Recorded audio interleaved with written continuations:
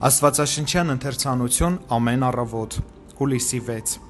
բայց ինձ ականջ դնողն ապահովությամբ է ապրելու ու հանգիստ է լինելու չարիքների վախից։ Առակաց 1:33 Աստվածային սերն աչքի է զարնում, երբ շողում են անեծքների ու անարգանքների մեջ։ Հիասքանչ է միայն աստղը, որ շողշողում է ամպրոպային ամպերի արանքից, գերող է օազիսը, որ փայլում է ավազե անապատում, սակայն ավելի պայծառ ու հիասքանչ եւ աստվածային սերը, որ տեսանելի է զայրույթի ու ցասման մեջ։ Երբ Իսրայելը բարձրելին զայրացրեց իր անվերջանալի կռապաշտությամբ, Աստված նրանց պատժեց սովով եւ 3.5 տարի երկրի վրա չուղարկեց ոչ անձրև, ոչ ցող։ Թեկուզ նա դիմեց այդ միջոցին, նրա հոգատարությունն ընտրյալների հանդեպ չէր դադարում։ Երբ բոլոր աղբյուրները ցամաքեցին, դրանցից մեկն ամեն դեպքում մնաց Եղիայի համար։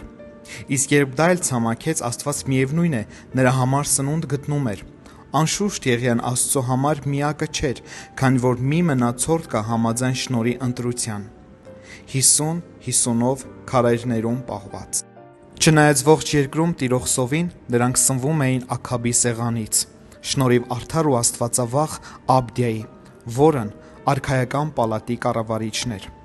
Այս օրինակով կարելի է եզրակացնել, ինչ էլ որ պատահի, Աստծո ժողովուրդն ապահով է։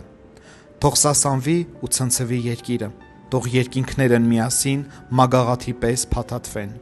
Նույնիսկ աշխարհների կործանման ժամանակ արդարն ապահով կլինի, ինչպես հանգստի խաղաղ պահերին։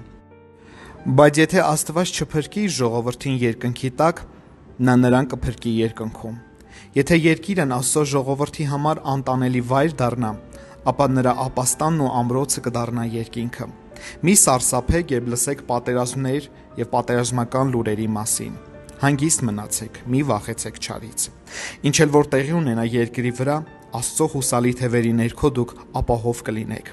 Հավատացեք նրա խոստումներին, հանգստացեք նրա հավատարմության մեջ եւ ծիծաղեք մռյալ ապագայի վրա, քանի որ ոչ մի չարագույժ բան չի նախանշում ձեզ համար։